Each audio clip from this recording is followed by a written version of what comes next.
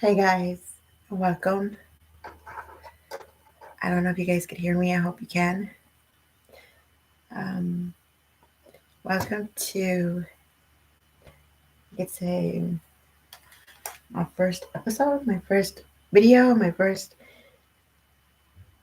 I don't know, whatever you want to call it, as a journey and my new journey of being an estranged mother. Um, I had a really hard day today, so excuse my look. I don't I don't plan on coming on the videos always fixed up because that's not the way my journey really is. But I want to begin with, again, thank you for joining me. Thank you for being here, either while I'm live or after I'm live. Thank you. My name is Margarita, and it is December 13th, 2023. The time is 6:20. I have no, what would you call it? Cheat sheet? No, oh gosh darn, I have it on the tip of my tongue. No script. I'm just speaking from my heart. And it's not going to be easy, but I can do it. I got to do it. There's thousands, hundreds, and thousands of parents that are becoming estranged from their children, either young children as parental alienation or adult children that were parental alienated and then became estranged, or just estranged themselves from their parents as an adult. Every parent is different. Every child's situation is different. So, again, thank you for being here, and let's begin. I'll begin by telling you a little bit about my story. It's going to be 10 years, January 8th, 2014. At 7:26 in the morning was the last time I got to take my kids to the bus stop. My girls. If I would have known, I would have taken them. My mother and their father, I don't even know how to say this. Well, they reported me lies to CPS. Lies were that I was coming home from the grocery store with my kids in my car, and that that I was smoking a joint, and a police officer stopped me. And when the police officer stopped me, I gave the joint to my son. I'm gonna move the camera real quick, guys. Sorry. And when the police stopped me, I gave the joint to my son, and my son threw it out the window. Which to me is impossible because, first of all, the police would have seen it. They would have smelled it. It's marijuana. Come on, really? Second of all, I don't like marijuana. Nope. And I'm not saying I've never smoked it. I did have fibromyalgia and I have lupus. The pain sometimes is unbearable. But I left my ex-husband in 2013. My mom moved him in her house in around September, October. They reported me with lice on November 15th. They went, CPS went to my kid's school the day before Thanksgiving in 2013. Spoke to my kids. I was a stay-at-home mom for 18 years, so it was like, it was really hard for them and for myself when I got separated, because my kids were used to having me there with them. And I was used to being there for my kids. And I had to find a job like ASAP, and I was doing nails at the time, so I was working at a nail salon from 10 to 2:30. From 2, I would go pick up my kids at the bus stop, go home, make them food, make sure they did their homework, took them a shower. Either my mother or my sister, their sister, my oldest daughter, would stay with them. If neither one were able to, on the refrigerator they had big with big letters, numbers, the name of the neighbor, the number of the neighbor, 911, important numbers. My son at the time was 14. My twins were 10. My oldest was 18. Um, so at 8 o'clock, at about 7:30, 8 o'clock, I would leave to work at a bar as a bartender. I was working there from 8:30 to 2:30 because the people that are drinking have until 2:30 to finish the drink, and then we had a kitchen, and I was the only one working, so I would have to clean up. By the time I finished cleaning and everything, it was about 4 because it was humongous, and I would get home. I'm so sorry, smelling like alcohol, of course, because I worked with alcohol. That was also another report against me. Uh, Another one was that I spoke very vulgarly with my kids, and I left them alone long hours of the night to go out with my friends. My mother, who works with the state, knew very well how to manipulate the system, and I must give her a high five because she did a pretty good job of it. I lost my kids' home. I lost years of memories, pictures, the little suit that they came home in the hospital in,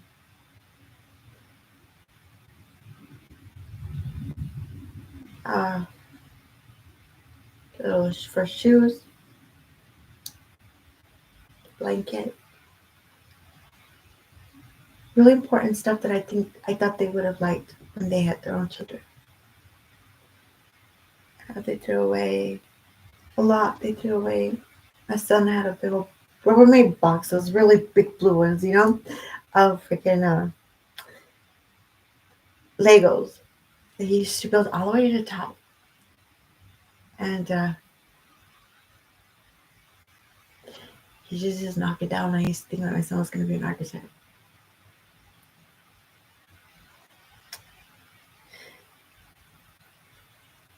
As parents, I don't think anybody could prepare themselves to become a parent. We could all think we did.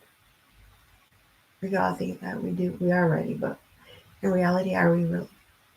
Are we having children for all the right reasons?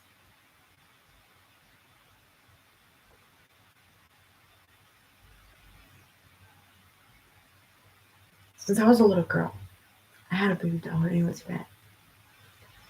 And I would name her my When I Yvette because my brother punched an eye out. She only had one eye. She was my favorite doll. I swear, I gave birth to that doll like, geez, more than 1,000 times. I used to walk down the neighborhood and I just stick my stomach out and I'll like move my stomach that way people could think I have a baby in my belly. I used to dream of having a big family since I was a little girl. I wanted 8 children. I wanted to give my children the life that I didn't. And it wasn't material. It was love. It was allowing them to be who they are with no fear of being judged by me. I knew every child, I was going to love them the same amount, but each one, I loved them different. There's no one that I love, or my love to my son was rough. I used to get him, and he was this puny little boy, and he used to sit on my lap. And I used to tell him, I said, you know what? No matter how old you get, you're always going to sit on my lap. I don't care how old I am. My lap is always going to be strong for you. And there's my oldest. she's very like she's not very she was never very like loving. Like she showed love in other ways. Like being she was always a mom to her siblings. I think every oldest is like that. The youngest twin is very she's always been very independent. She was always the first one to do everything. She was always the first one to sit, the first one to crawl, the first one to eat, everything. She was the first one. And all this, she's delicate. She's always been delicate. She's always been, I don't want to say needy, but she always needed to be known she was loved. And I loved each one the same amount, just a different way.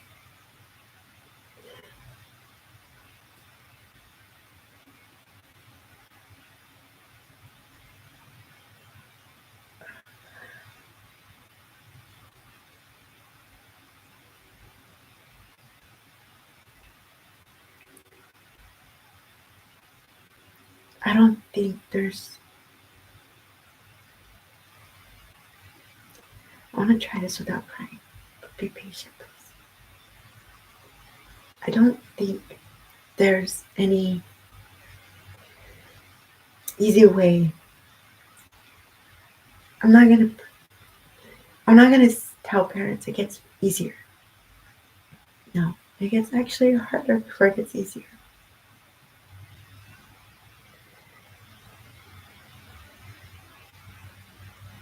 I have spent it's gonna be 10 Mother's Days,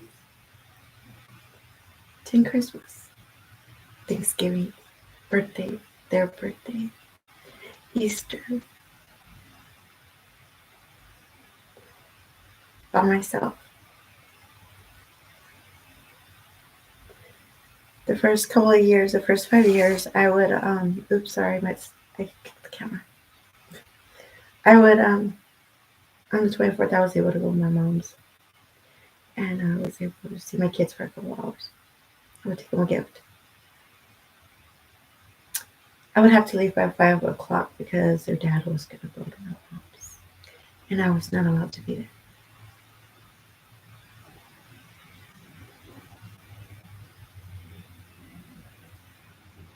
That is something that I don't have words to describe how it feels. You know, that's my mom, that's my home. It doesn't belong there, I do. Um, I used to come back home and she lived a half hour away, so at 11:30 at midnight, at 11:30 p.m., I would get in my car and I would drive over there. I think twice or three times I went and they weren't there. The times they were, I would sit down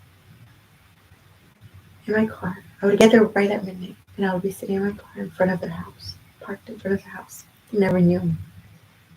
And at midnight,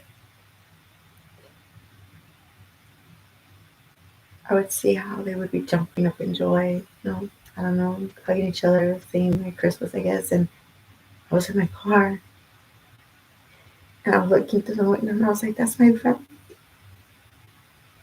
Those are my babies.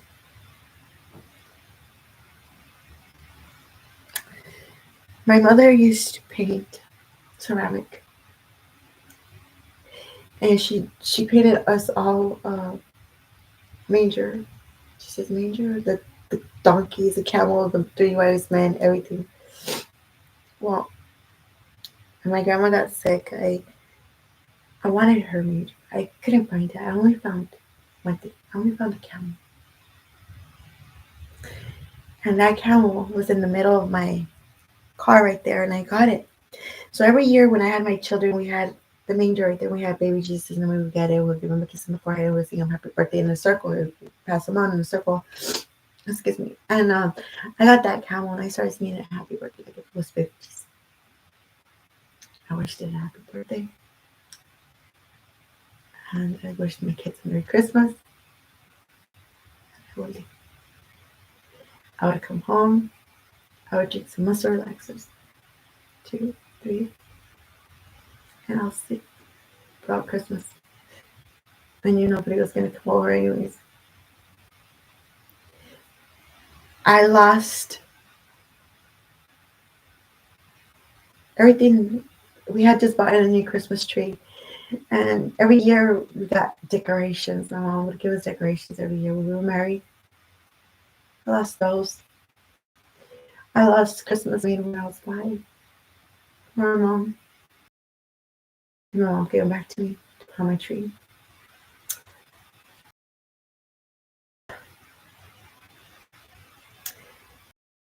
Your kid starts school, and on the holidays they come home with a turkey, and the feathers of the turkey is their handprint.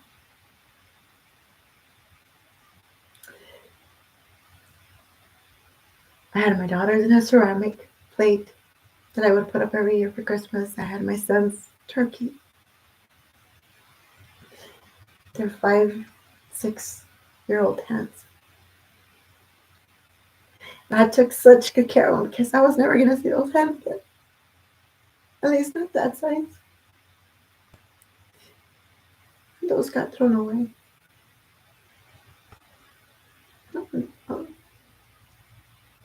I used to get them. I used to put my hand against them and I would see their growth.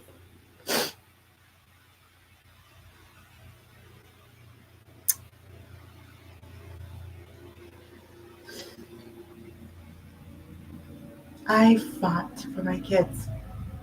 I lost. My mother did not stop until she literally just got me off birth certificate. Adopted my kids. She did not let me see them. She had me blocked. To this day, I barely got their phone number a couple months ago because they weren't allowed to give it to me. And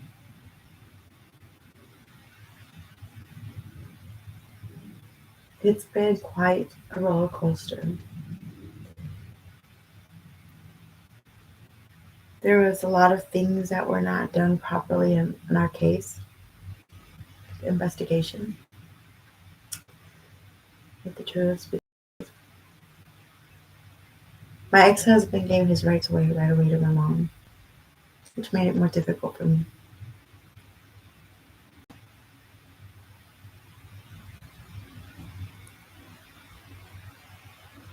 I recently found out, as a parent, we have these little thoughts in our head, and we're like, no, that can't be possible. But there's that little thing in the back of your head that says, maybe it was possible.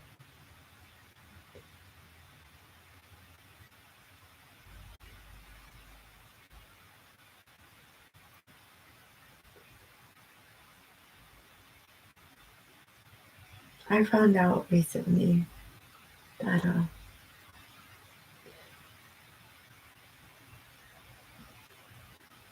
my mother and my ex-husband manipulated, brainwashed, controlled my son, I guess, to cause CPS. I don't know. It's something I've had in the back of my head, and finally somebody said something to me and told me, and it was the answer to why he's so angry at me, because he's very angry. Very. He has said some very hurtful, painful stuff to me, and I don't keep a grudge. Not with my boy. I understand he's angry, but then I also am his mother.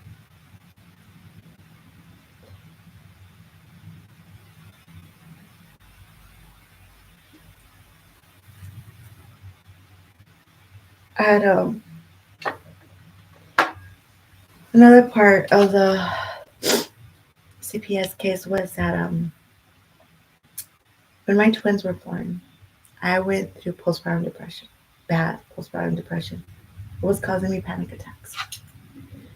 I also had the endometriosis, which was causing me pain where I would have to go twice a week to the hospital where they would give me morphine. And oh, sorry, my dog's here. And it was like it was difficult because throughout the week I was asleep all the time with the restless leg syndrome, with my pain medication, like it's just got to a point to where I was doing. Oh God, I have not yawned until right now. I'm so sorry. I was drinking up 13 pills a day, 7 at noon and 13 at night. I I could say that I neglected my children because I wasn't able to cook for them like I was before. I was always sleepy. My body hurt. I was depressed. I had gone to the grocery store and I had ran into a friend that sells drugs, cocaine. And I asked her for some. I am you'll always see me moving. You'll always see me, I look everywhere. I have ADHD. And what the cocaine would do, it would help me function like a normal person. Okay. Um, so I was able to get up in the mornings with my kids. I was able to move around with my kids. I was able to take them on the bus out. I was able to be a mom again. Thanks to the drug. Thanks to the drug, I also, no thanks to the drug, but I swear as soon as I started doing this video, I started yawning. I don't know why. If you know, can you please tell me? So, I did it for 2.5 years. Not once did I not buy. At first were my kids. Everything my kids need. My kids. The house. My kids. If there was anything I wanted, I was doing nails. I would save for me aside. I made sure that there was food in the house. I made sure there was hygiene. I made sure they had everything, shoes, everything first. I was not irresponsible. Supposedly, according to my crazy doctor, I was a responsible driver.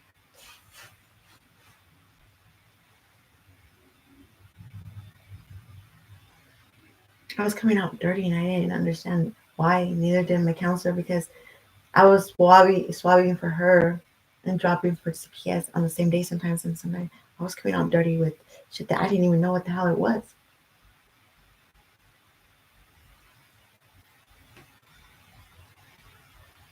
There's just so much to the story. I just can't believe I'm still here. My kids are good. My kids have become parents. My two oldest have a grandson that was born in January, and a granddaughter that was born in June. I don't remember the day, but I have a grandson. When the day he was being born, I know exactly the way he is right there. The hair, the length of the hair, everything. And my granddaughter has the most beautiful eyes. Have a chunky butt and beautiful eyes. And I love them very much.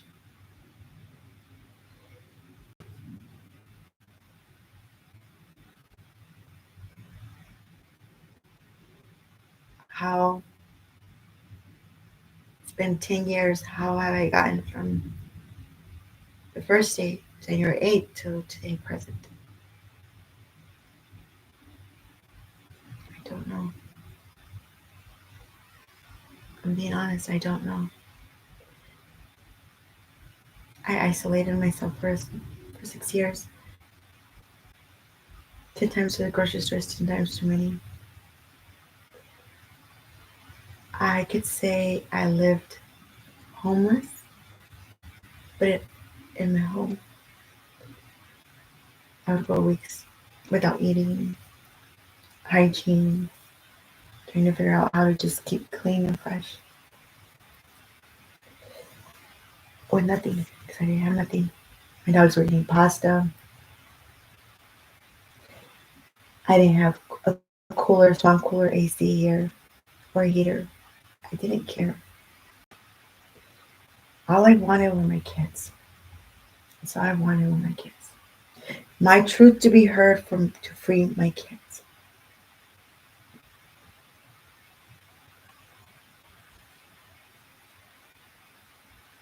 What am I fighting for now? I fought 10 years for my kids, going on 10 years for my kids, and now I think it's time for mom to fight for mom. It doesn't mean I'm going to forget my kids, because I'm not. I never will. It doesn't mean that this will never hurt me. It doesn't mean I want to go on without my kids. What I would give to be with my kids. It's just that lately I feel like something about me has to die. It's time for me to say goodbye. I don't know in what way. I don't know how, when, where, what. But there's something deep inside me that says I gotta go. Say goodbye, they're okay.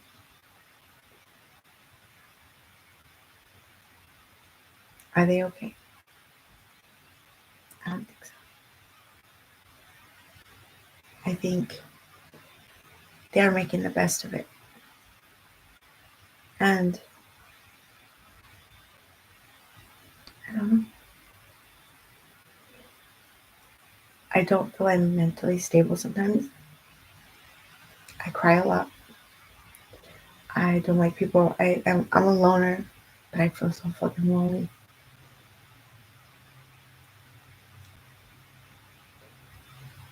But I really do.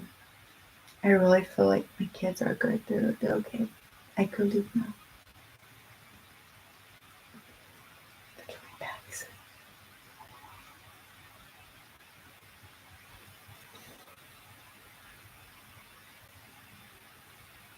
If someday my son and my daughters watch this video,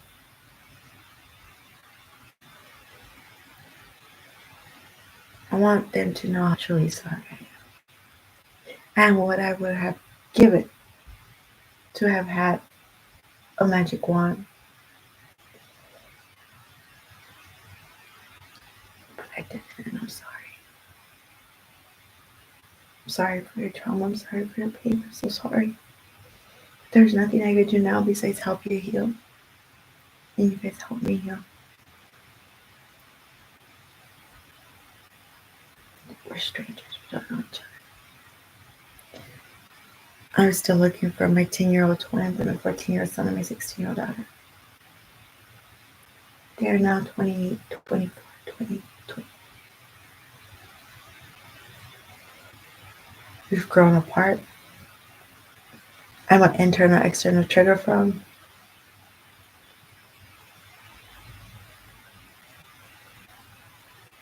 I don't know.